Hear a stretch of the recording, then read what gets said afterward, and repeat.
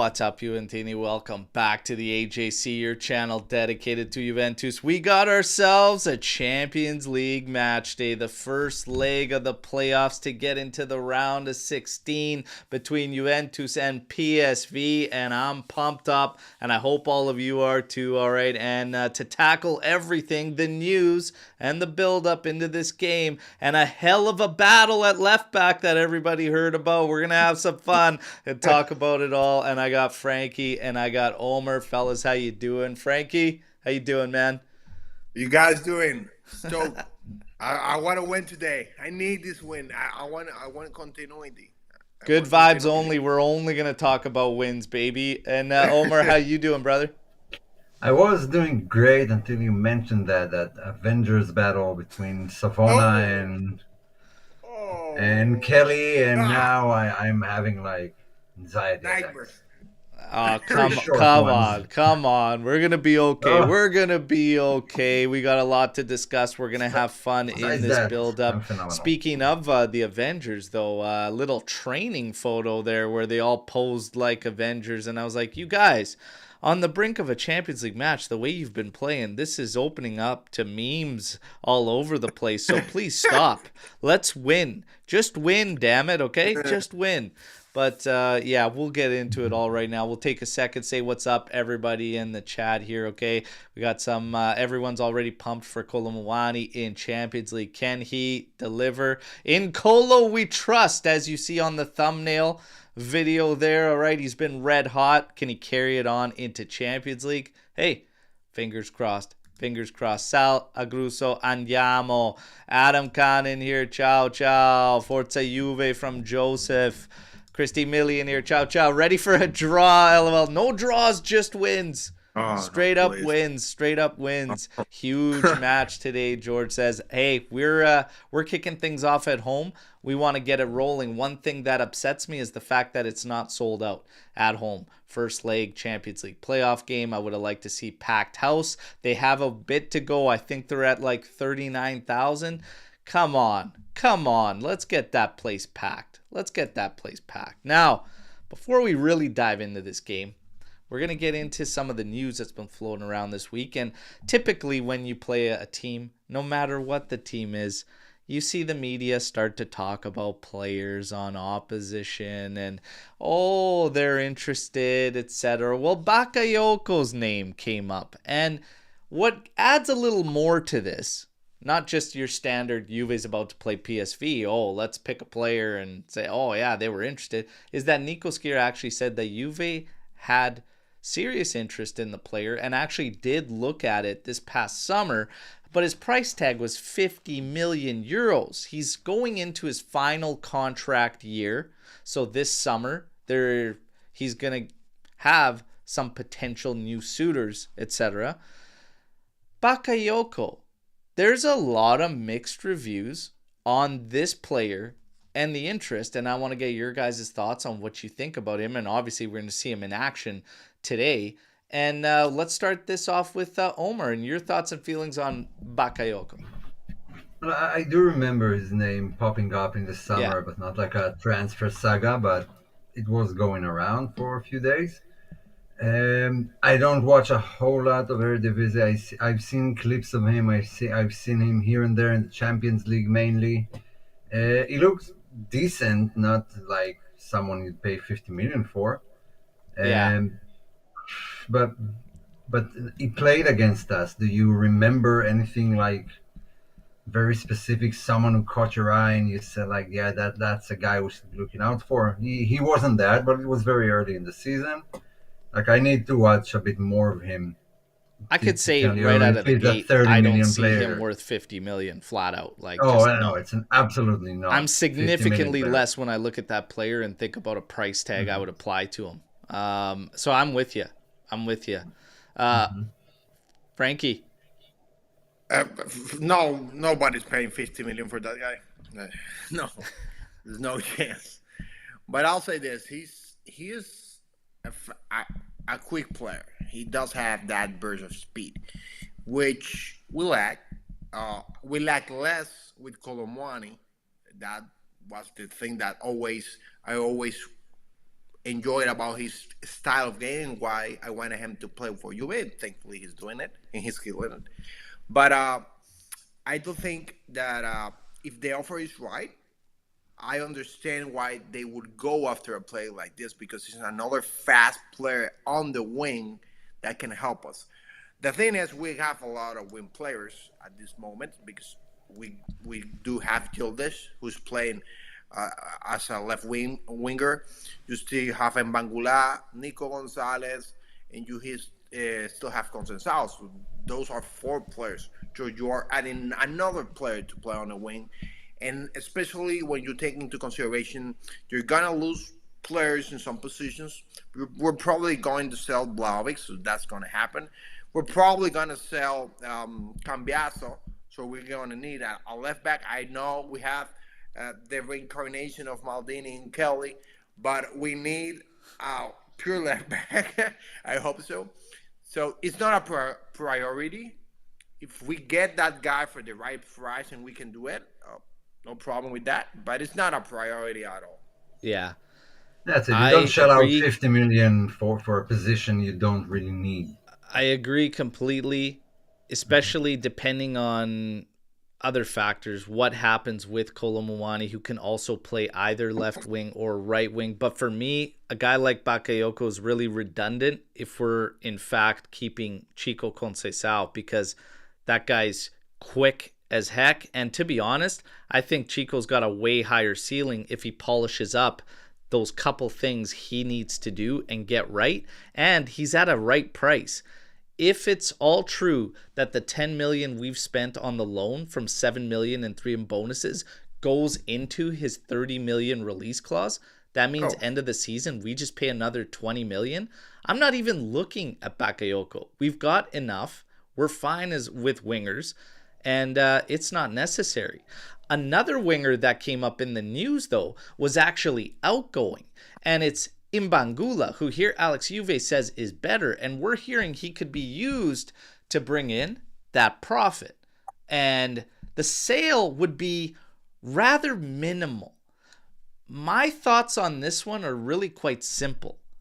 Yes, it's capital, but I think he's going to be worth a lot more not that far into the future. And I'd probably hold back because, yes, capital is capital. But if you're talking about a 10 to 12 million sale, for a guy who's looked as good coming out of the complete blue this season, more like I'd say 9 out of 10 showings for this guy, he's really good. And he's got decent output for his first showings with the first team. I'm not looking to sell Mbangula this summer.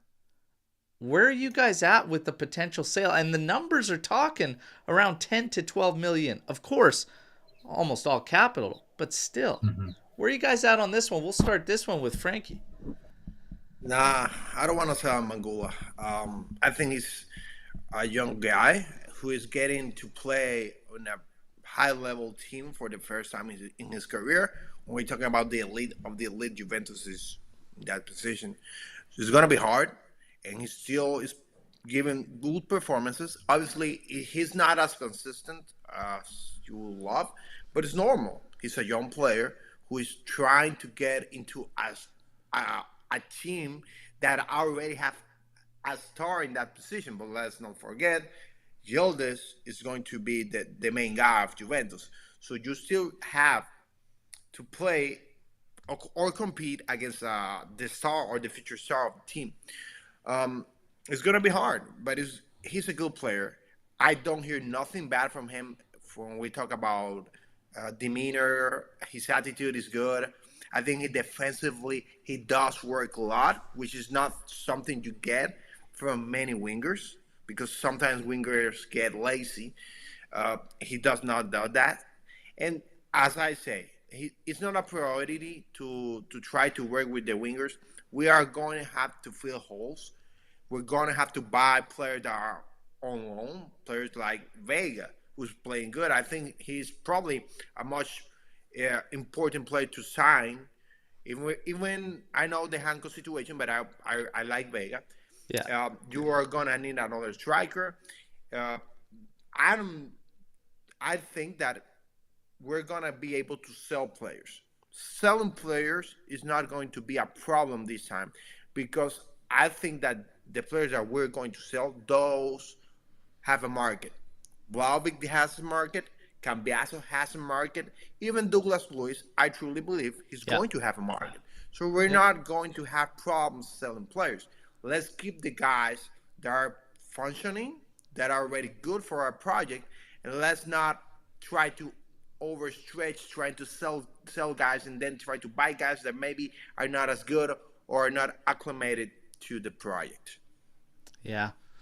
Yeah, I'm kind of right on the same page. Omer, Mbangula and the sale this summer. Yeah, that's a straight no for a number of reasons. First of all, Juve should definitely put some higher value on their young products because they are worth something, especially after one season Serie A, which I think Mbangula does have a place in this team. He got it. He got a number of minutes this season. Not a few. He has some goals, some assists. I mean, the future looks bright for him. It doesn't seem like he's struggling too much. So when you let a guy like that leave, the names keep circulating. We still see Adiyami and now what's his face, Bakayoko, and some other names. And when you keep a guy that's from next gen, it's like a guarantee that he's not going to demand first team minutes. And it might be good for the system because if you sell him and then you bring in someone else, then that's another guy you've spent money on. You give a high salary, and from the names mentioned, those are guys that are looking for the next stage of their career. And if you can't offer them that, don't bring them in, because we'll see exactly what we saw happening this season with the midfield. We knew something has got to give. All these midfielders can't work together. Someone's going to be the odd man out. Yeah. In this case, it was Fagioli. So if you bring in another sort of high-profile winger, you get stuck in the same situation. For me, someone will pay with his minutes and eventually leave.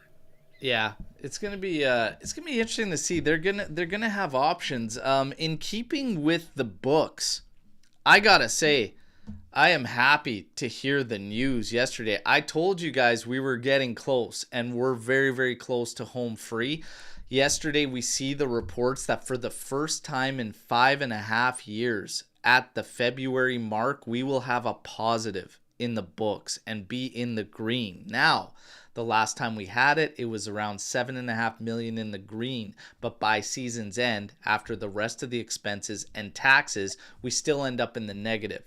That's very much what's expected. Of course, we'll know more February 27th when the numbers are actually revealed after that meeting. But we're expected in the green. After tax and stuff, we should still go back in the negative. Should be a little bit more work to do. But there is your key indication that what I've been saying, we are pretty much there. I understand the criticisms of Giuntoli. I understand frustrations over certain players we maybe in normal circumstances wouldn't have said goodbye to and would have wanted to keep around. But at least we are not seeing that nothing's changing and that we're still going to suffer whatever. At least we have this, that the numbers, Giuntoli is doing his job. And yeah, you might have so far missed on some of those, but did he miss, or is Motta missing at putting it all together? Because on paper, I think we're capable of more as far as points go. This is a better side than to equal totals that are associated with Del Neri. That's bottom line. So the good news, we're almost home free financially. And then we could see where I told you all, imagine a pie and you had culture, environment, etc. And then you had sporting matters, and then you had financial. Well, the biggest piece for a while has been financial, where the focus is in. Now we could start to level out, and you could start to probably look at, and I'm hoping, better treatment, better handling of players, not being so quick to push guys out, and you start to establish something. You could start to lock in on pillars. It won't matter if a certain team has interest in a player, because now you don't necessarily need to sell anymore, and you could start focusing on the sporting side. That was a big piece of the news yesterday that cannot be overlooked. So we are moving in the right direction, okay? And of course, we'll wait and then tackle that as far as it goes. But pretty impressive with no sponsor. Sponsor would have been huge. But Calvo's got he had to get himself into FIGC. Maybe that is the real issue of going forward. Let's not forget why Elkan appointed accountants, what the task jointly got. We basically sold elders and kids, and the rest kind of left for free. So there wasn't a lot of money generated from like big name sales. It's actually pretty amazing you achieved that, and with no sponsor. Well, when you got Jeep, that's in the family umbrella, right? We all know that. Jeep is in the family umbrella as far as corporations go, and they were one of the key sponsors for the Super Bowl recently that went down. So when I see Jeep plastered on that announce table where they're all going, and I see our kits with a nice charitable donation organization like Save the Children, beautiful. I love it, okay? But let's get down to business. Even if Jeep had to come in again, I know you're taking money out of one pocket, putting in the other, but at some point, do something that just gets this thing over. But the good news is we can see the light financially, and then we will know where our ambitions are. So everybody, we've been patient enough, but another part of this issue is we never attacked it when we should have. They still tried to do patchwork. They still tried to show us shiny things that cost a lot of money, and it was like we should have bit the bullet at the beginning, and they fought it. We would have been in a better spot now, but you can't go back in time, okay? And the windshield is bigger than the rearview mirror for a reason. We keep moving forward, all right? We're almost home free. But in terms of more news, well, a guy that Omer has named a lot on this show, and how interested he would be in bringing this player in and would love to see him join Juventus, has now finally hit the rumor mill associated with this, and that is Lookman of Atalanta.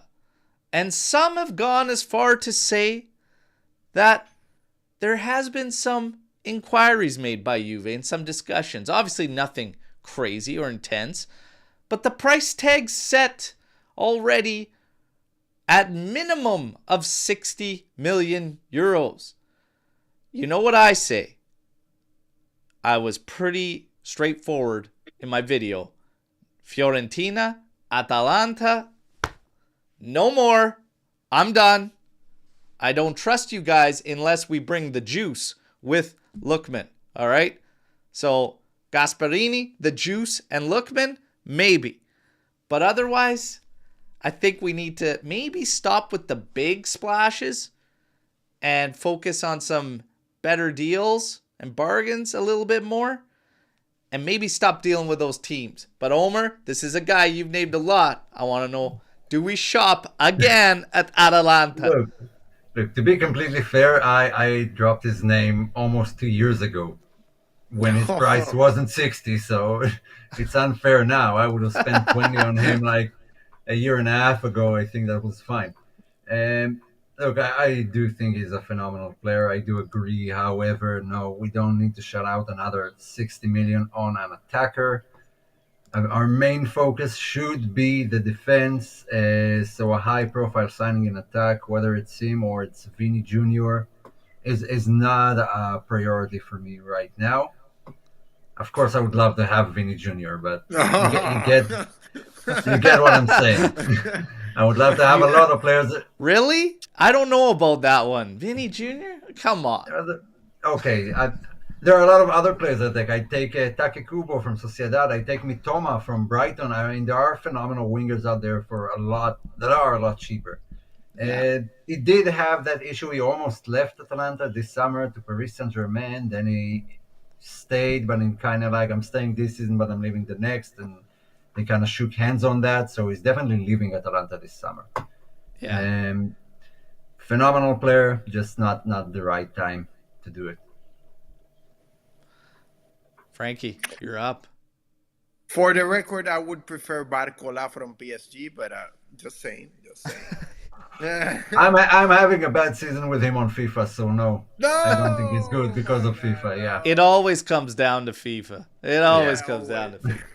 Well, man, he's a very good player. I'm not saying he's not a very good player. He's a very talented player. But man, I just don't want to sign players from Atalanta anymore. At least for next couple of seasons. I just believe we're getting destroyed economically every time we try to get a player from Atalanta, especially a player that we when we talk about the functions in the team and what we need, it's not on the top really. Yeah. He's just more of a luxury. I think that we need more, obviously, central backs, full backs. Even I would throw in a real number 10 if you want to get a midfielder. But we don't need strikers right now. When we sell Vlahovic, because it's going to happen, I would much rather stay with Kolo Muani, who's already playing with us and has shown he's good with us, and try to go a cheaper route instead of trying to splash.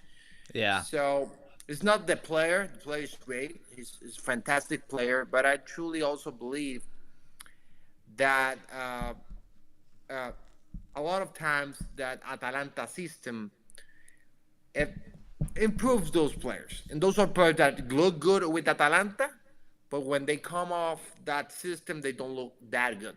So that's where I'm at. I'm sketchy with Atalanta players. So it's not the player. I love the player. The player is great. I just don't want to spend 60 million on a player that I'm not sure is going to play good for you. Yeah, it's totally fair. I mean, we're all getting a little, Atalanta PTSD, I guess you'll call it, okay? And some are saying, well, if it's Gasp and the juice, hey, let's do it, because guys are coming back in 5 months from ACLs. There's something in the water there in Bergamo, just saying. But as far as Lookman goes, it's interesting, one of the points made too, because he is potentially a guy, because he has played right at the top there with them and everything. So when you say the number 10 in midfielder, it's interesting because depending who you talk to, there's certain guys that are more midfield based that can play it, and there's also certain guys that are more forward based that can play it. And it'll be interesting. It's always interesting to hear kind of who believes what profile it needs to be for the 10. I'm almost at the point of you don't need to necessarily chase a player for a position, like to make it fit. Like, take who you're after, make sense of the moves, and then see where it goes. Like, we have been force feeding a 10 and using the wrong guys, in my opinion, out of who we have on our roster. So it's one of these things where we can't just like chase an idea for any coach. This has nothing to do with Mota, but splashing right now when you're so close to home free financially, I would almost pump the brakes and just look to balance things out and look at some decent opportunities this particular summer. And I also don't understand this focus on attacks so big other than like striker, and wait to see what happens, what develops with Kolo Muani. But Adeyemi is another name that's come up. You see many of them here in the chat that are saying, I'd prefer Adeyemi over Lookman, or I want Lookman over Adeyemi. Adeyemi was the same thing. I did not like the price tag this past summer. If the price tag gets significantly better, we can look at it. But I'll be quite honest. Adeyemi's got moments and flashes, but it all comes down to the same thing with all the targets. The devil is in the details. Where do the finances lie? What is the deal? Because I'll be quite honest, if we're talking about Adeyemi, I'm open to it, but it's price tag dependent. I will say that. I would not mind adding Adeyemi, but it really depends what we're paying for. Yeah, Dortmund knows how to sell their youngsters. They know how to get the most money out of them. It's not going to be cheap, no matter what. I don't think it's a road Juve should walk in any way. No, and when we talk about fit and players, and I don't want to sound like I'm comparing the two players, but I would much rather, I would have loved to see Juventus go after Maldini much more than Lookman, because when we talk about fit and the kind of player that Maldini is, he's more suited to play the number 10 role and the player that you need more than Lookman. I think Lookman is more of a second striker, maybe a striker, which you don't need right now. So to pay $60 million or euros, excuse me, for a player that frankly you don't need, when you do have needs, because we do have needs. We need a left back. We need a left back. We need a central defender. So you're gonna splash on that, especially taking into consideration what you said. We're getting better economically, so let's not do dumb decisions. Let's just stay calm and try to do smart buys and smart sells. Yeah, absolutely agree. I see a question here about Kolo we'll get to in a second, because Kolo Muani has been the talk of the town, the talk of Turin with his red hot start, okay? More goals than shots. Crazy. Because one hits his shin off a way shot. But listen, Virgil van Dijk, obviously no contract renewal coming up, and now all of a sudden, finally, you're waiting for it. Everybody was waiting for it. Just that one little headline that Juve is actively looking at it. There's a couple things to think about with this one. I don't see it happening for a couple of reasons, but number one, what would be interesting about it? We haven't seen Giuntoli yet. And keep in mind when we go back to the numbers and what he's trying to do financially. And one of the things that I said would have to change, if you ever want to bring in experienced players, you might have to break your rules on the wages. And this is very much one of those things. So what I'm keeping eyes on here is to see if the credible people come in and actually say there is active interest, and not just for Virgil van Dijk, experienced players in general. Do we make that shift and actually go away from just all young guys and guys that are just starting to reach that prime age, around the 25, 26 mark? Like, you're gonna have to balance out the roster at some point. Will he actively look for this? I also don't see it happening strictly because of the salary. But the hypothetical is, would you take Virgil van Dijk? And do you actually think there's a shot? I don't see a shot. Would I take him? Yes. Yes. Never going to happen. Yes. No way. But yeah, of course. Rediscovered form, been pretty solid. Could probably get a couple good solid years. I mean, depending. You've seen some defenders find form again around that age and put in actually long shifts. I don't know if he's the guy that we need, because we're not gonna get a guy for the long run, and Bremer's coming back. Yeah. So, are we truly going to invest in a player like? I'm not saying for the next 6 months. Obviously, it was only for the next couple of months to end the season. I would love to have Virgil van Dijk because of his experience and how good he is. But for the long run, do we truly need him? I don't think so, because we're gonna get Bremer back, which he's probably the best defender in Serie A. I'll say it like that. Bremer is, when he's healthy, he's the best center back in Serie A. You're gonna need a left-footed center back. It doesn't matter who it's gonna be. Hanko, if you're gonna go and buy Vega from Chelsea, so that's the guy, the type of center back you're gonna need. That's a leader. You get a leader, and he's probably J Medical going to send him to early retirement because they did struggle with injuries a lot in recent I years. know the thing.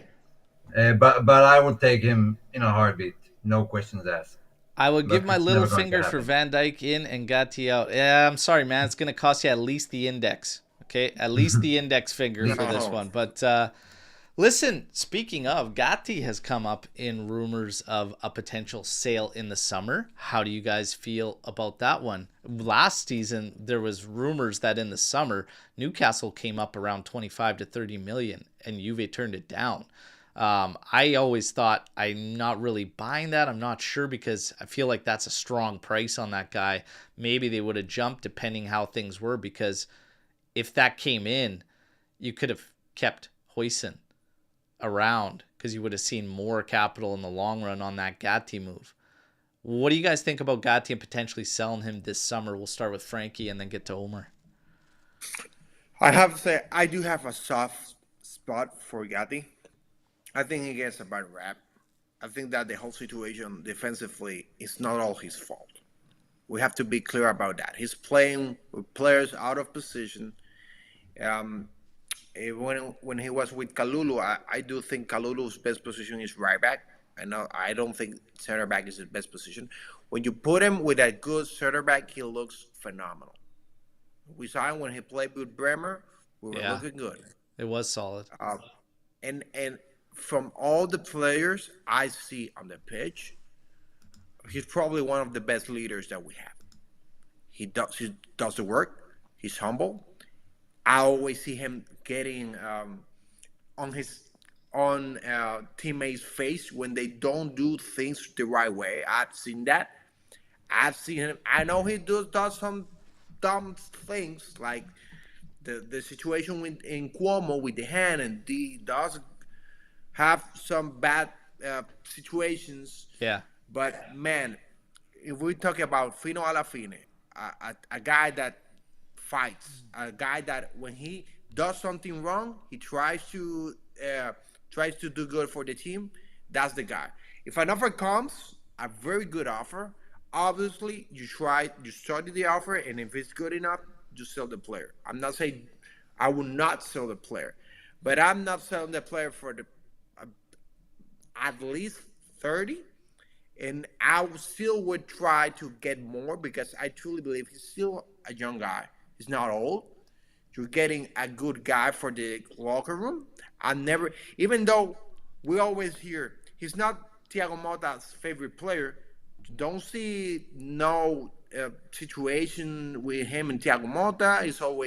He's working hard, he's trying, so we need more guys like that. So at the end of the day, if the offer is really good, then you sell the player. But it's not like I'm not pushing Gatti off the gate just because I don't like Gatti, or maybe he's not the best center back in the world. I'm not on that side. Yeah.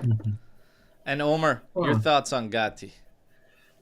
Yeah, let's give him the credit he deserves. He's probably the only defender who managed to avoid the J Medical curse so far, and that shouldn't be underestimated. I mean, without him, no center backs. He managed to stay healthy. I think he played most minutes this season now that Kalulu got injured.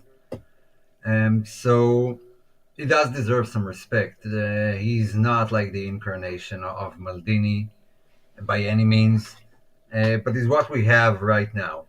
Now, that doesn't mean he's like unsellable. He's not unsellable. Talk to me in numbers, and then we'll see what the options are. Yeah.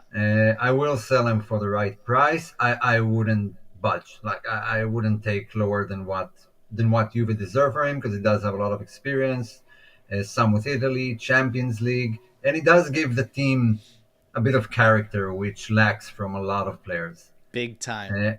Yeah, and that shouldn't be underestimated as well.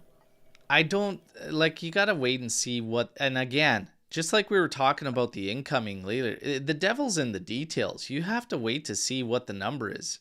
Almost everybody has a number on their head, and where no matter what they are, it's like Juve has a value. Let's set the bar. That player, those players have a value to Juventus. I told everybody, teams will come for Kenan Yildiz. what's the value on his head? Because if somebody hits a number that maybe you didn't think you'd expect to see, just like last summer, who would have expected 25 to 30 for Gatti last summer? That's why I almost don't believe it, because if it's true, like everybody's pushing, all the top guys out there pushed it, Skira, Mirko, a couple other guys pushed it and said it was there. Like, if a number's hit, it's going to be hard to say no. But when it comes to Gatti, I mean, he'll have his place. It may not be 1A at Juve at a full strength, but Juve's always been like, had a lot of good blue collar like guys amongst the ranks that, you know, have something to them. Character, like Omer said, that can come in and play a part. One of the other things with Gatti is, I think I would be disagreeing with anybody that said he hasn't already shown a significant, and I know that it hasn't been perfect at the back. It's been a mess. But a lot of it is positional too. And a lot of it is his partner, Kalulu, who's also been drifting. I pulled up multiple scenarios of goals where this guy is lost at sea positionally, and everybody else suffers for it. Locatelli suffered for it. Thuram suffered for it and been caught in positions they shouldn't have been, okay? So Kalulu, stay out of the sea and focus once you return. But Gatti's made improvements. He's made significant improvement already. And 100%. And that's 100%. One of the things you got to look for too, is the improvement. But again, the devil's in the details. I'm not saying I would not sell him, but right now he's got some things that you kind of need around this team. So we just wait and see, everybody. We pump the brakes, we wait and see. There's a lot going on. There's going to be a lot of opportunities for Juventus and how they can maneuver in the market. And we got to see. One of the things that everybody hasn't been too happy about either is this connection to the team and the players, and from a fan perspective, you know, and that's why I say, let's wait to see, now that we got light at the end of the tunnel and we could see that light financially, if we start to clamp down on guys to keep around. And you don't have to always keep around just 1A options. It's very important to have guys amongst the ranks that could come do a job for you from the bench as well. So let's just wait and see. Let's wait and see how it plays out. Now, we got a lot of time to worry about that. But now it's Juve and PSV. And we got to get into this game, okay? So PSV, they've come under some slight pressure. All right, in domestic league, following a 1-1 draw with Willem, etc. Drop points allowed a resurgence from Ajax to take the top spot in the league if they win their 2 games in hand. The draw also did come at a cost for PSV, as Mbangula was taken off with an injury. They have actually a decent list of injuries too, and we'll go through the injured list for both teams.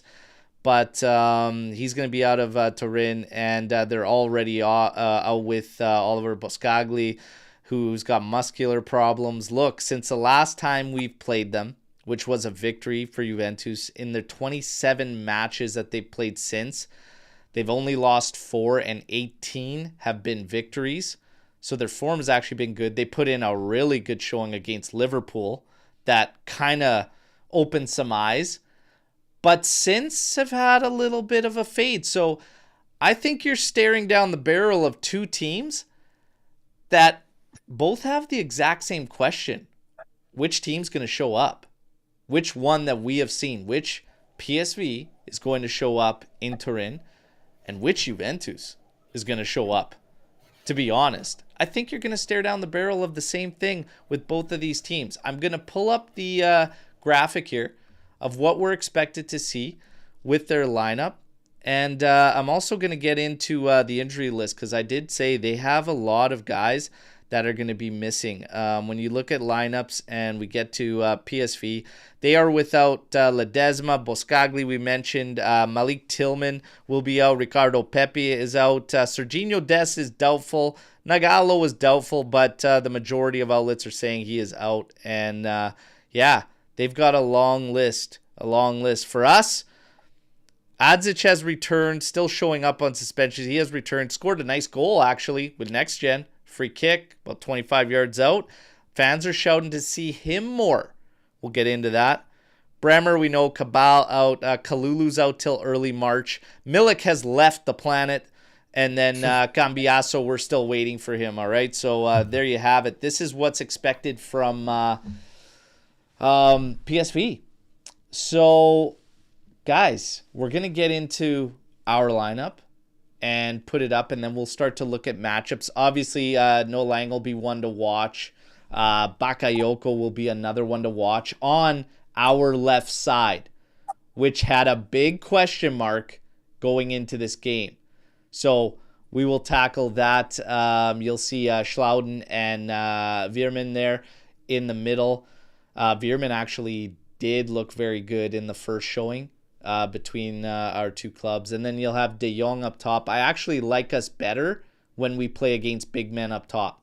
I do actually prefer that for us. But aerially, though, has been a bit of a question mark.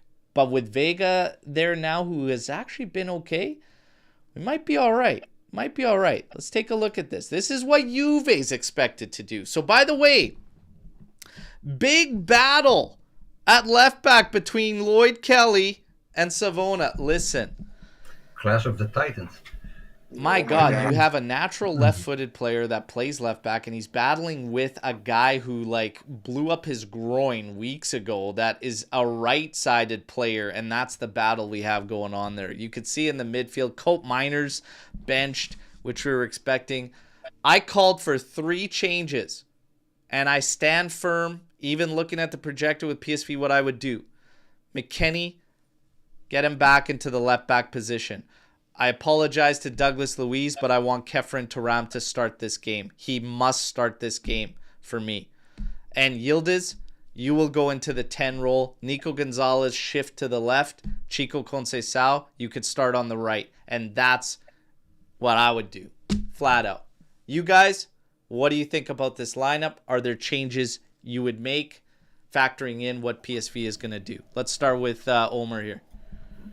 Well, obviously, Kelly or Savona out. I mean, that if you're a coach, you immediately tell Bakayoko and the entire team just push through the right. Like we've seen it before. Strefezza, who, I don't know, he's a decent player, but he was just having fun that day. And we've seen Juve do it before against Barca with Jeremy Mathieu and Cuadrado. So yeah, that would be like my first thing as coach. So no to both of them. I fully agree with what you said. I think one of the main dangers is Luke de Jong, because he is great in the air and we've been just not good. Always conceding through crosses, back post mostly. But I still would have liked Locatelli in defense next to Gatti and Vega on the left. If not McKennie, like that's the other. And that's an interesting way to do it too. And I'm not opposed to it, but I always have this issue with the pace of Locatelli at that center back role. But it could be done. It could be done with a big man like De Jong there. But Chico is a killer as a super sub. He is. But what I will say is this. I don't think this is going to be a game that is going to be tight for space. And that's why I would really have full faith. And you've got enough coming off too. Like if you're gonna pull in Mbangula later on in the game too, and shift him to sides, Yildiz could then slot out. Like you have a lot of options. You can maneuver things differently. If you had to shift in a game, I would play Savona naturally at right, and you could shift Weah forward if you wanted to make that change. I actually like what Weah's been doing from the right back position. But that's my thoughts on Chico. Frankie, let's get into your thoughts on this lineup. Any changes you would make? Well, I'm gonna say this about Kelly. I know all jokes around. I think it was a bad situation against Cuomo. You just arrived. You're not playing center back, which is your natural position. It's gonna be hard, especially playing in a new team. I won't be that guy that critiques him just based on one performance, because he can be better. I really believe he has the conditions to be better. So I don't mind that much seeing him on the left side. I prefer him over Savona because of the whole situation about if he's healthy or not, or in the and he's not playing. He's not doing a role. He's not a left-footed player, so he's much better playing on the right. So I don't mind Kelly. I do believe that I will try to play Gildish as a 10, and I would try Mbangula. I like what I've seen it from Mbangula playing in Champions League, especially at the our last game in Champions League. He was or the game against Bruges. Sorry, Yeah, he was Bruges. probably our against Bruges. He was Yeah. our best player. So that's the changes I would do. Okay. Yeah, I like Turam. I'm not over destroyed by not seeing him on the starting lineup. I do enjoy him. I love seeing him play. But if we can manage, I do think McKennie does give us a lot in terms of he connects. He's good passing the ball in tight situations. I've seen that. I know he's not a natural 10, but I don't mind that. But I would certainly try Gildish as a number 10 and play Mbangula on the left side. I do have concerns with the matchup, Bakayoko against Lloyd Kelly. I'm Yeah. going to be quite honest. It's suicide. To be I think that's playing with a little too much fire. Personally, I mean, I'd it's like to say it's a risk. It's a risk. Are we allowed to take risks in a that's a super important match. The next week, those two matches in Inter might be important not only to Juve but to Motta himself. I would even go as far to say that because he's done it on both sides, up and down, left and right, I'd even be fine matching pace for pace Weah over on Bakayoko's side before going to Kelly or Savona, to be quite honest. And then you get McKennie over on the right side, which he's very good at, and you could use McKennie as the one pushing and just keep Weah out there to match at least trait wise with Bakayoko. But I feel like Lloyd Kelly, I have some nerves around that matchup. Hopefully he proves me wrong, because it looks like he's going to get the start. Because Albanese doesn't get too much right, but he gets those lineups right. Okay. And to be clear, it's not because I think he's an awful player who would never make it. I think it's way too early. There will be miscommunication there and positioning awareness, because right next to him it's Vega, who's also a new guy. I was just going to say, yeah, you've got two guys fresh in, very recent, and they're both like back-to-back stacked in there. So I would just break it up and have someone's been around and a little more accustomed to what they're doing. McKennie at left is probably my top option. We got to wait and see what happens. But Thuram, guys, I think he's got to start this game. That's why I want Locatelli in defense, because that opens it up for Thuram to also start, which is, in my opinion, like he has to start. I have no issues with Luis starting. I have no problem with that. But for me, Thuram has to be in there. Like, you have to find a way to get this guy in the lineup just based on how he's played versus anybody else in the midfield when it comes to a consistency level. Like, he's above all of them for consistency. You got to find a way. Like, this one, now it's 3 games in a row. What's going on here? Like, let's go. I know you're trying to get other guys going, but this guy, he's been crucial. I'd go as far to say he's been crucial in our midfield. Yeah, and we have to highlight. I don't think we highlight enough how crucial this match is for you. Yeah, you've got the first leg at home. Like, I don't want to play with fire. I don't want to take a chance on a newcomer at left back. Like, I want the guys that have earned some type of faith in what they've been doing. And that's the route I would go in a first leg of a playoff when you're trying to reach round of 16, and we all know the importance that it holds financially. Yeah, and we got eliminated against those same caliber teams in the past 4 years. I mean, it's not an opportunity to take risks. Just absolutely flat out not go with what you know, and don't try new stuff now. Not today. Now, as far as today goes, guys, we got to get into some key stats. I got the set the Tony, as our man Skanga was supposed to be with us, couldn't make it, but he still sent me the set the Tony for the segment. And reminder, get those likes up, then we're going to tackle Storm the Barn. Tuesday's clash will be only the second meeting between Juventus and PSV in major European competition, with, of course, the 3-1 victory for Juve in September in the league phase. Juve have won 2 of their last 5 home games in all competitions. Okay? PSV are unbeaten in their last 6 games across all competitions. However, have only won 1 of their last 5 away matches. Juve have lost just 3 of their 15 matches against Dutch opposition in the Champions League. Okay, 7 wins, 5 draws, winning 7 of their last 11 with 2 draws, 2 losses in there.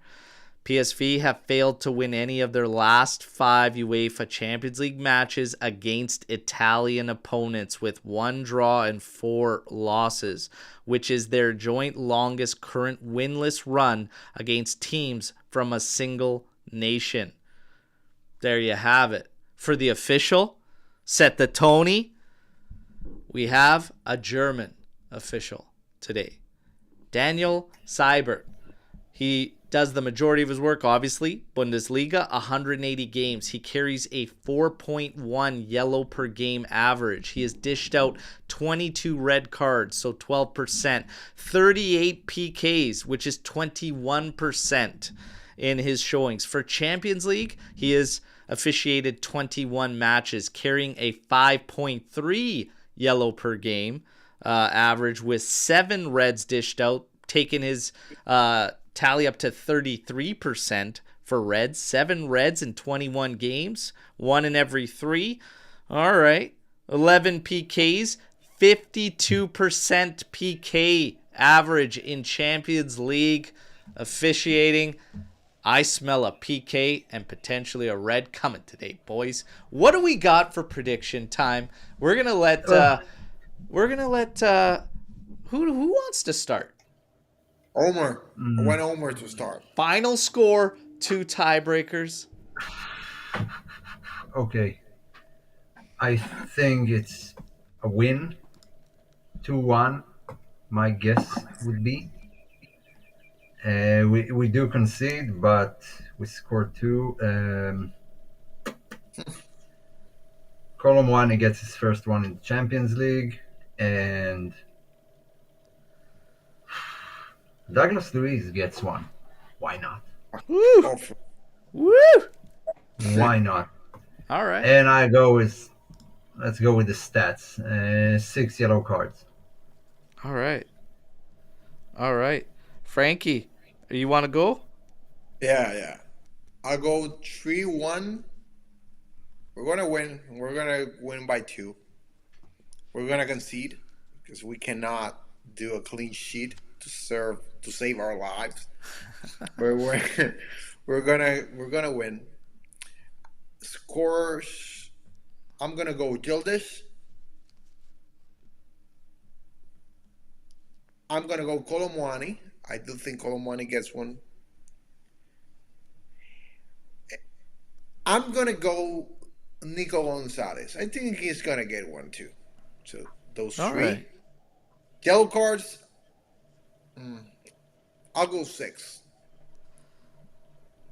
You guys sticking to the same tiebreakers. Okay, what am I gonna do? Don't for this copy one? me out. I've been thinking about this one for a while. The last prediction I made, come on.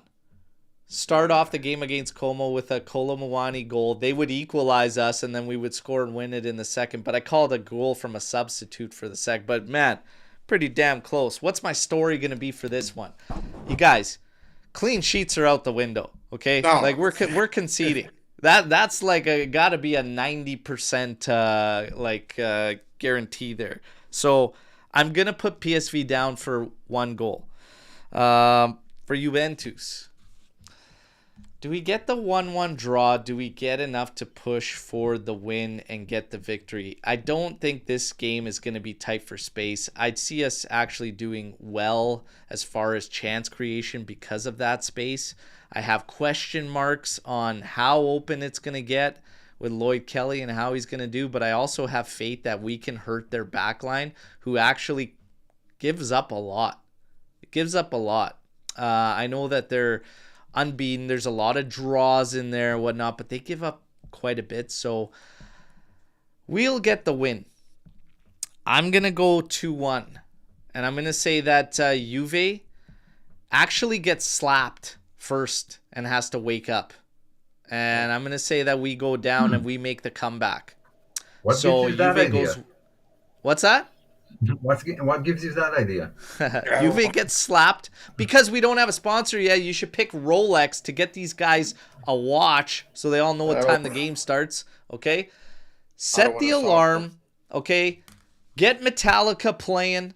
Okay, set the alarm. Get Metallica playing. Get them all Jaeger bomb, and let's get ready to go from the hop. Okay, so that's your recipe to kickstart things properly. We're gonna come from behind. We'll be down 1-0. We will win 2-1. And I'm going to say this. For goal scorers, I've got Yildiz. Yildiz definitely finds back of the net in this game. I'm going to put him down for a goal. And you're going to get a very rare Locatelli goal in this game. Oh, nice. Very rare Locatelli goal. And no way. Another tiebreaker will be that Juve will have, I'm going to say, we actually reach 10 corners in this game. So we'll get to 10 corners in this. I can see that. Yeah. Well, yeah, because we're going to get slapped in the face first and then have to charge, all right? So hey, it's all coming together. It's all coming together. Look, as long as we win, I don't care. Just get the win. Get the win. Let's see what we got here. PSV will win 1-0. Oh, my. That's not how we want to kick things off with the chat. Come on. Here we go. 3-0 win for us. Oh, I would love it. Clean sheet, though. Let's see. Koshik 2-1. Juventus. Matt. Wow. Smart, feeling a little crazy today. It says 4-0. I would love that. I tell you what. I would love that. 3-2. For Juve. 3-1. Juve. 3-1. Again, coming back. Well, he's adamant. He's coming back in the chat multiple times saying PSV 1-0. 2-2 draw. Yildiz and Kolo Muani drawing the first leg. RB says 2-1 Juventus, but the tie isn't over at all. Oh, of course not. Of course not. Mitch, 3-1. Yildiz, Brace, and Vega. All right. All right. Nice. I like that. So it's pretty optimistic for the most part. We got Paulo coming in here with a 2-0 Juve. All right. Kolo scores in the first 10 minutes. And Kelly has a great game. Oh, hopefully. All right. Hopefully. 3-0 and a red card for PSV. That would be great. That would be awesome.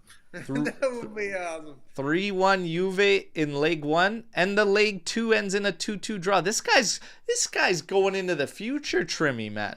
He's doing both legs. All right. Do it from the studio, you pansy.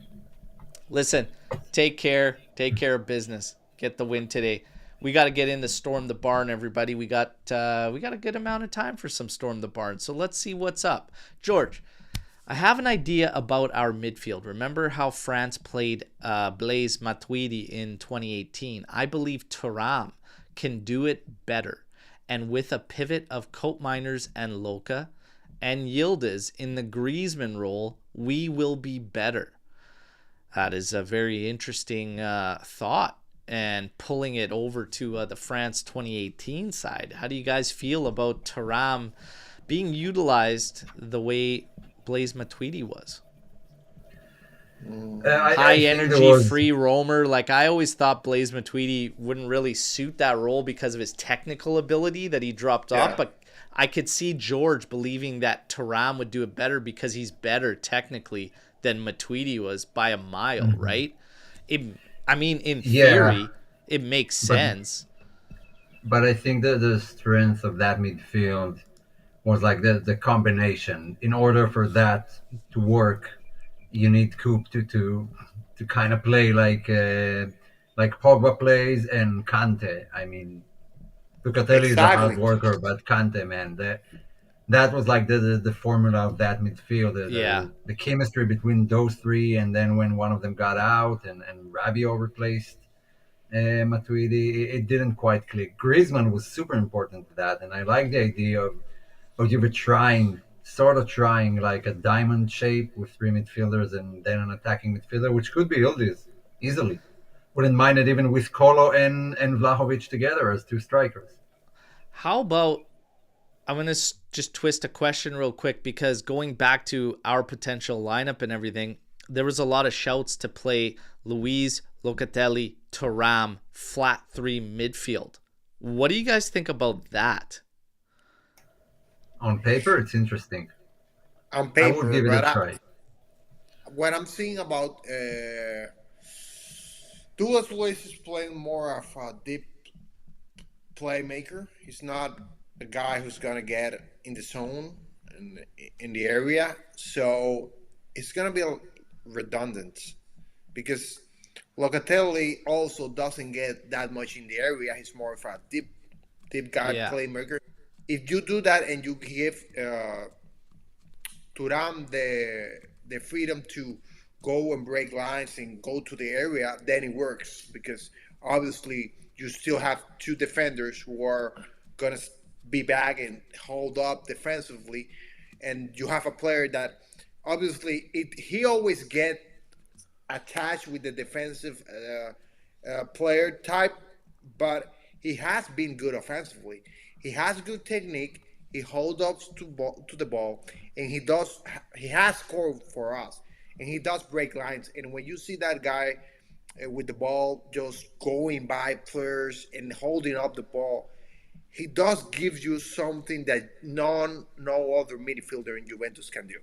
So you can do that, but you need to put him in a more offensive role to them, not just set him like a defensive player, because then it's not going to work. I don't think it's going to work.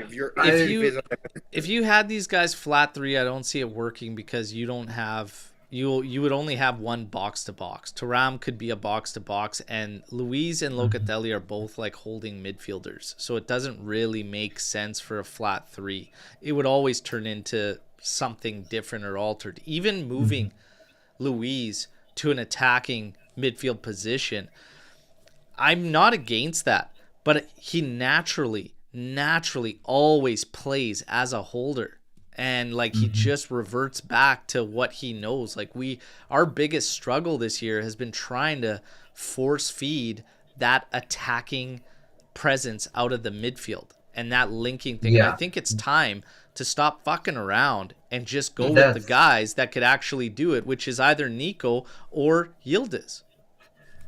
I want to be even more strict. I think the experiment hasn't worked. We don't have a natural number 10. We don't have someone who we've seen and said, oh, that's his best position. So the only reason we're discussing it is because Mota is insisting on playing that number 10 role. But not McKennie, not Nico, not Yildiz, not Coop Miners, not Luiz. I mean, none of them fit that role exactly. I would change to a three-man midfield. I think it can be utilized better.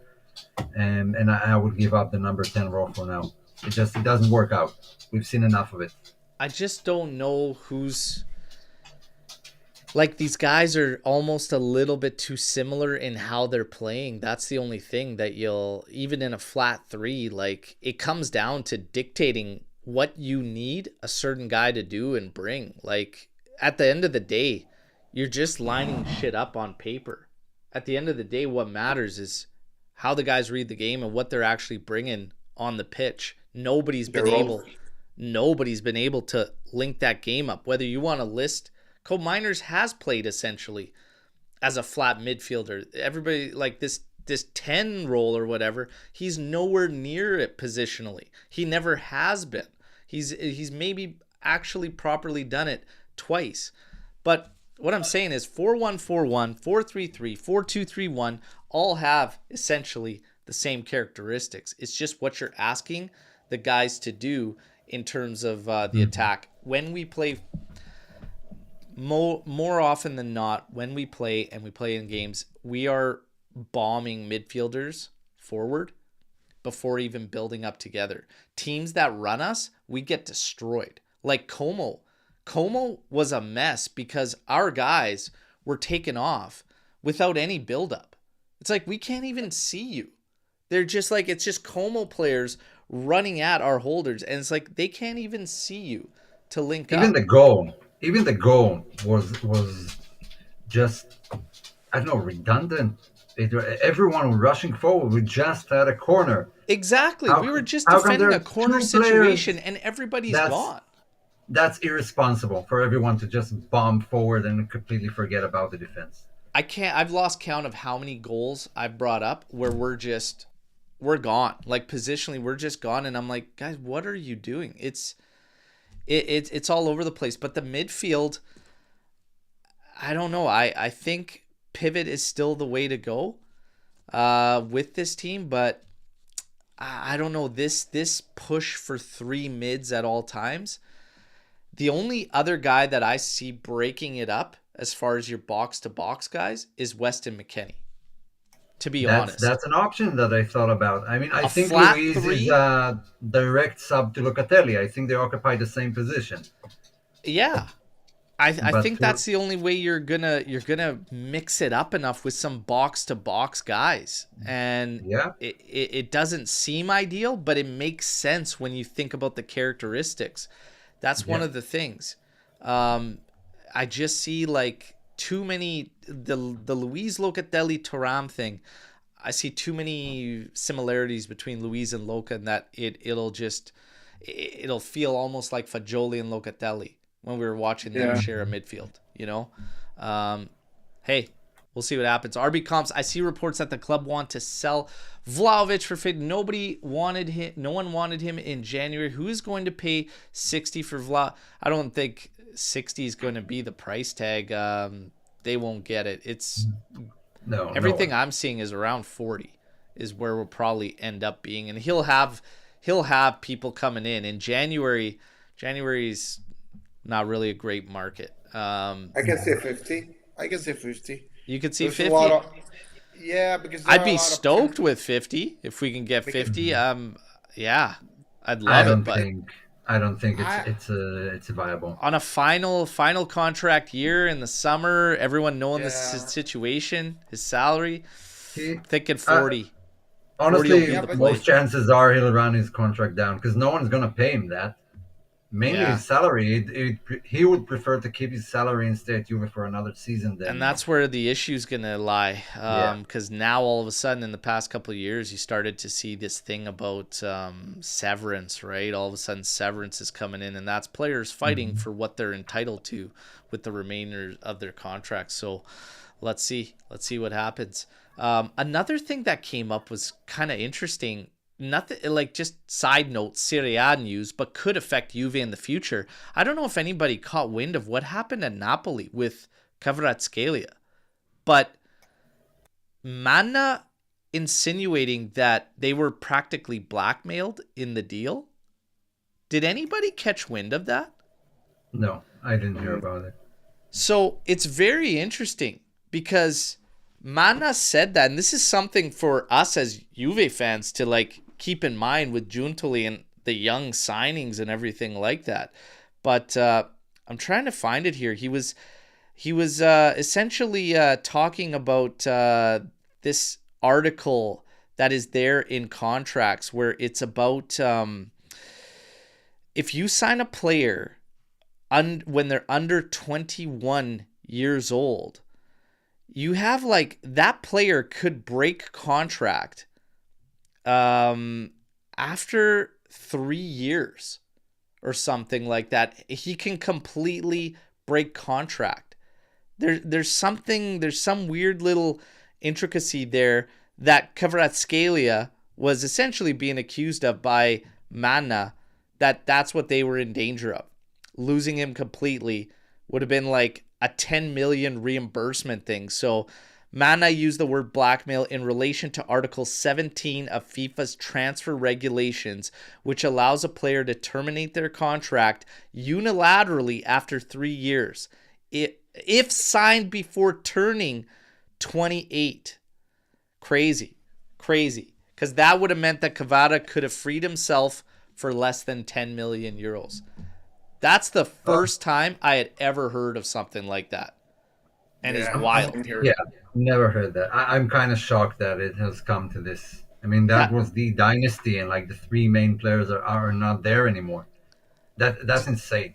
That's a crazy thing to like think out though, because that affects all teams. Like I never even knew about that. Like that's wild. Yeah, but I'll say something about that situation. It was handled horribly by Napoli. Everybody wants to just put it on Kvaratskhelia, but the guy was getting paid so little. Yeah, he was on like 1.8 mil or something. Yeah, and it was, and they kept trying to negotiate. It's not something like they did just one more in this season. Since they won the Scudetto, he was trying like, let's be fair. Let's try to negotiate. I'm getting paid. He was the lowest salary, I think, in the on the team, or one of the lowest. It was him. So man, I understand that you as a team wanna. I'm just gonna say that's definitely something to keep tabs on for Juve, like just with signings. Yeah. I don't really want to get into the Napoli side of things, but like it's an eye opener that's a chapter. That's not like a contract condition thing between him and Napoli. That is a FIFA actual article. So that's never heard of it. That's crazy. That's crazy that it came up. It's also a dick move to take it to that point with the team, etc. Like that's pretty ugly. Pretty ugly. But so is he. Let's move on. Why aren't Gilpush playing for the first team? He seems to me like a true copy of Huijsen. You know what? Even Adzic. Everyone's talking about like he was all hyped up. Gilpush is hyped up and whatnot, young guys, but they're just not going to get the reps. I think there's been a clear push to get certain guys rolling and maybe forcefully, but I don't know. I think that's taking the piss a bit. Like there's so much youngsters you can integrate in one season. But the thing with Gilpush is that we suffered since November with no help and whatever, and like he could have tried. At least could have tried to just help at some point. So I kind of get a little bit of it. You know, I think that they didn't want to keep getting players from the next gen because they too were in a bad spot. So yeah. But it's super important for those guys to, at that age, to play consistently. I think Adzic would have been a lot better playing for next gen from the beginning of the season instead of sitting on the bench and being injured. Like Adzic should just be rolling with next gen. He's not getting... and especially defenders. Defenders need tons of game time. I mean, that's mainly why. Yeah, I believe. Yeah, absolutely. Now we'll keep it rolling. Forza Juve, do you think that the summer will be the perfect opportunity to bolster the squad with Italians? Lorenzo, Luca, Ricci, Tonali are a few names we've been linked with that could boost the roster a lot. I like Ricci a lot. I actually like him. A lot. But Tonali, I mean, what are we talking about? If there's an opportunity, I would love to see Tonali there. A lot of fans want to see us reconnect that Italian presence with Juventus, you know? I don't want to buy from Italian teams.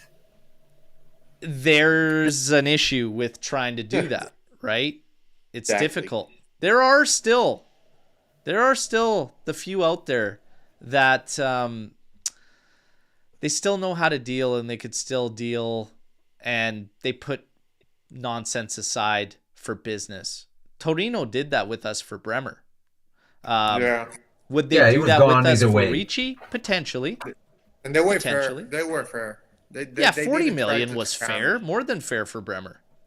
Yeah, it was a bit more. It was like 47, almost 50 for Bremer. But that was a race against time, because if it wasn't us, then Inter would have signed him. They just needed to sell someone. So they kind of had guaranteed, and either way, he lives for Inter or for Juve, so they got more money faster from Juve.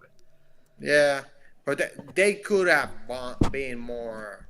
Honestly, we've spent so much money on midfield in the past summer. I don't think it should be a goal to spend again to improve it more.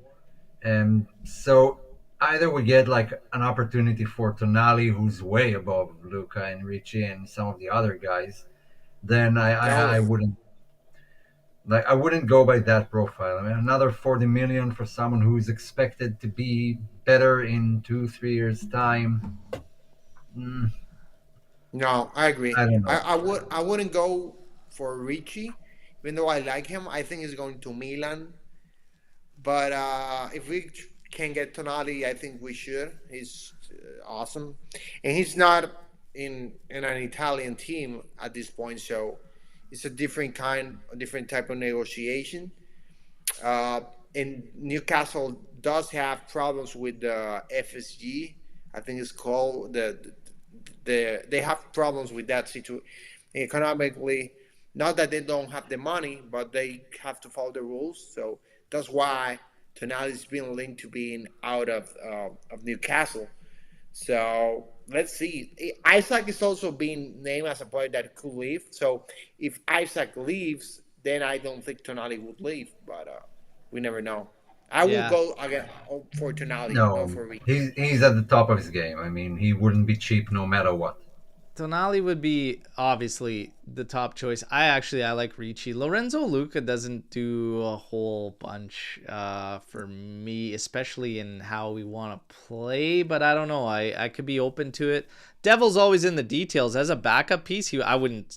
No slouch at all. Like, I think he could definitely come in and do a job more so than Milik this year. So it would definitely be a step up. I mean, just to have somebody, that's what it's come down to. I want to. So, like, also with this Ital-Juve thing, because it's been hot on the minds of fans, and I get it, and I want to see more Italians connected, because a strong Juve is a strong Azzurri, and vice versa, right? But the whole Ital-Juve thing was pushed by who? It was pushed by media, and yeah, you heard very little. Like, you've heard very little from management about, like, Ital-Juve, etc. But they never really gave time or anything other than 3 years. So I just think that people have kind of taken what they want to hear and everything like that and just applied their own terms and conditions to when to expect it and when to see it. Like I said, we've almost got the green light. It looks ugly right now with optics when it comes to the Ital-Juve thing, because Cambiasso is most likely going to leave in the summer. You've said goodbye to Fagioli. There's very few Italians on the team. You said goodbye to Fede Chiesa. Go through the team. But how many players there can you get? All these things are tied contractually. There was a mess there with contracts. You've also got capital that you got to factor in. Once, like I said, with everything when it comes to Juve, we still haven't seen the vision where it wants to go just yet. We're almost home free on the books, and then we'll actually get an idea of what their plan truly is. So let's be patient. We've got the brunt of it done. Let's just wait a little bit more, and then we'll see what happens here. We'll see what happens. Hypothetically, only one of these two sales, and I have my own storm the barn after, by the way. Hypothetically, only one of these two sales happens in the summer. Cambiasso for 60, Yildiz for 110. Who you picking? Easy, Cambiasso. Cambiasso. Yeah, Cambiasso. 110 capital is insane, but in terms of the pitch and focusing on the sporting side, Yildiz, like if you are only making one of those two, I love you, but sorry, Cambiasso, see you later. And to be honest, you kind of pissed me off with how quick you were to jump on that agreement. Kind of pissed me off. I think we need, what the heck, 4-1, 3-0 going back to PSV. Holy shit. If we need a 3-goal cushion, that means we're not going to do anything away from home. Well, that's true towards any match. Yeah, I would love a 2-goal cushion. Yeah. I would love a 2-goal cushion. I would love a 3-goal cushion, but I don't think we need it. I think what we need is just to play a solid 90 back-to-back. Like, we need to put together a good performance from start to finish, which we have done very rarely this season. So, the goals... You know what? I am almost scared. I'm almost nervous about this team having too much of an advantage going into the second game. I'm almost nervous about that. Like, they'll fall flat completely. Just me? Yeah, Telling you. I can see it. Man, yeah. Like I said today, we might need a slap in the face right off the hop. No. I hope not, but maybe. No. My question to everybody in the chat and to you guys, if you could reset one move that came in the summer and you could just reset it this summer, you have an out, what player are you picking? Only incoming? Our incomings from this past summer, the newcomers, any one of them, you can hit reset button and return that deal. Who is right now? Luis. Douglas Luiz? Yeah. Now, yeah. Based on what we've seen so far, yeah. Not even close. Not even. Because you can get to sell those players again too. Exactly, and for how much money? It was a lot of money. It was a lot 50, of money for 50 mil. And I would much rather have Fagioli playing that role that Douglas Luiz is playing, a guy that likes Juventus, loves the team. I know he had his situation with all the betting scandal and all that. I would much rather have Fagioli. And I think that trying to get Douglas Luiz, we're forced to sell Huijsen. Yeah. And all in that situation. So I would much rather just get Douglas Luiz. Don't get Douglas Luiz and try if you want another midfield, go for another guy. I'd much rather go for Maldini. I'm just saying, I know he's already in Atalanta. We didn't know how good he was, but that's a player that was linked with Juventus before. So Douglas Luiz, and it's not even close, man. It's not even like some shouts for Cope Miners there. Some people still have faith in Luiz. Do we have any faith that Luiz comes out on top and like say between him and Cope Miners, who gets it right? Yeah, that answer could change by the end of the season. Yeah, it's only based on what we've seen now, and we know the reasons. I mean, it's a hypothetical. Yeah. I'm always curious to see one move you'd reset, but it's definitely between those two. But the point is, if you hit the reset on Luiz, you bring back somebody we could have used at the back line. Well, we could have used a scarecrow at the back line for how thin we've been, so it is what it is. By the way, Ramiro, who comes in here with a storm the barn, I saw you mention it earlier in the chat. I tried to get to it, but then our discussion got carried away. I noticed that you put a comment that said, Juve better win for your birthday. So tanti auguri. Happy birthday, Ramiro. All right, all the best. Okay? So I told the team to get ready with some Jaeger bombs, so maybe you'll be enjoying some Jaeger bombs for your birthday, okay? So how much do you think Kolo would go for in the summer if we had the chance to sign him? So we're already hearing mixed reports. All I know is that on the books right now, he stands PSG 67 million is what he stands them currently. So the ideas are to get another year loan and then try to come up with around 50 million, say, to make a break-even deal for PSG. The scary thing is if this guy goes off and he keeps going on, I don't know, they might want something more. They might push for a little bit more, but I'm thinking it's going to be around the 50 mil mark. I agree. 50. And I truly believe that their situation, even though he's scoring a lot of goals, I think Luis Enrique is going to stay in the team. I don't think they're going to fire him. And Luis Enrique doesn't like the player. And I think that if the player enjoys playing with Juventus and has a good second part of the season with us, which he is already having, but he's going to push to stay here. Because obviously you're gonna want to stay when you're feeling comfortable, you're playing good, you're feeling that the coach likes you and he wants you to stay.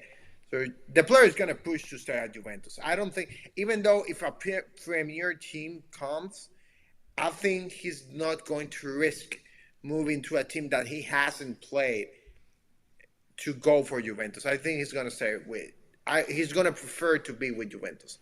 And about the money, I think 50 at least. 50 at least. The good thing is that we're going to sell players. There are a lot of players we're going to sell. So we're probably going to have the money. And PSG wants to have that player off. So that's a good thing. But at least 50 million. At least. Yeah, the issue with this is possibly Dusan is leaving in the summer. Possibly. And Milik too. So once again, you're coming into the summer with no striker. Now you have to sign Kolo Muani or either extend his loan for another season, but you still have to bring someone else in. Yeah, it's that's the I'm gonna go back to our little discussion about Lookman.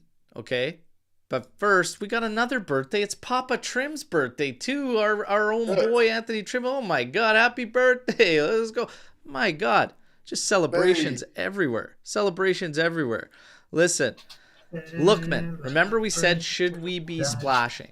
Should we be splashing? Should we take it easy on? Does Kolo Muani fit into that should we be splashing question? Or is it, because things could change. There's still a lot of football. 50 million is no joke. So, yeah, we said it earlier in the week. I mean, 3 games in. Yeah. Let's pump the brakes. Pump the brakes. Let's just wait. Let's see how it rides out. But if we're making a splash, those are the ones that have been kind of difficult as of late. So maybe we just wait and see. But so far, red hot from Kolo Muani. If he continues like that, let's go. Giddy up. Okay? But let's wait and see. Let's wait and see for now. Everybody, again, reminder. This doesn't happen a lot because of work, but today it's going down. Watch along for the game, okay? So we're going to share the reactions live together. Champions League games I'm a little bit extra fired up for, and I'll be fired up today. I want to see the win, okay? We got Omer with the 2-1. I went 2-1. Frankie went 3-1. Okay, guns blazing. Let's go. I don't care how. I don't care who scores. Jay the Zebra can run in on a corner kick and head that thing home, okay? Get it in, get the win, get the advantage going back to their house, all right? I don't care how. I want the win today. We're going to check out the action together. For the Storm the Barns we didn't get to, I apologize. We'll try and keep them fresh, though, for tomorrow's post-match podcast. Same time, 8:30 a.m. Eastern time, and hopefully we got a victory show. All right.